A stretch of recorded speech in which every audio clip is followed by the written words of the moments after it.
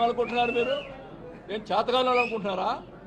తెగించానంటే ఎవరికి ఆగదు. ఇది ఒకటే మర్యాద కుటుంబంలో పుట్టిన వాళ్ళు మేము. ఈ రకంగా చెడు చేష్టలు చేస్తే ఊరుకునే పరిస్థితి లేదు, గుర్తుపెట్టుకోండి. మా కార్యకర్తల మీద దెబ్బ పడితే నా మీద పడిన దమ్ముంటే నా మీద రా.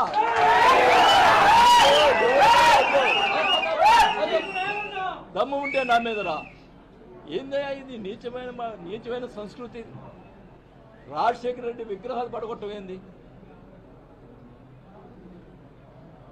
రాజశేఖర రెడ్డి గారు కానీ ఎన్టీ రామారావు కానీ ప్రజలకి సహాయం చేసినటువంటి వ్యక్తులు. వాళ్ళు ప్రజలకు మేలు చేసిన వ్యక్తులు. ఎవరికి అపకారం చేయలేదు, ప్రతిపక్షం వాళ్ళు కూడా అపకారం చేయలేదు, అందరికీ న్యాయం చేశారు. అలాంటి విగ్రహాలు పడగొట్టమైంది. ఎవరి మీద? మా ఎమ్మెల్యేలు తప్పులు చేస్తుంటే వాళ్ళ మీద కొట్టండి. చనిపోయిన రాజశేఖర విగ్రహాలు పడగొట్టేది ఏం మా చేత కదా? ఇంట్రా విగ్రహాలు పడగొట్టేది. ఆయన మహానుభావుడు, అందరికి ప్రజలు సేవ చేశాడు, గౌరవం ఇచ్చాం. శిలాపలకాలు పాల్గొట్టారు. శిలాపలకాలు పాల్గొట్టే మా పేర్లు ఉన్నాయి, పాల్గొట్టారు. పోనీ మేము బాధపడము. కానీ రాజశేఖర్ గారి విగ్రహం ఆయన ఏం చేశాడు? రాజశేఖర్ గారి విగ్రహాలు పడగొట్టలేదు. ఆయన ఏం చేశాడు? మహానుభావుడు.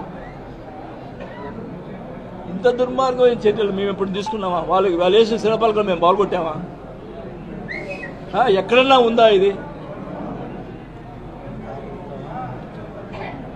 మీ తాత విగ్రహం ఎస్పీ కలెక్టర్ అబ్జెక్ట్ చేస్తే నేను పెట్టించాను విగ్రహాన్ని, మీ తాత విగ్రహాన్ని. ఏం సంస్కృతి ఇది?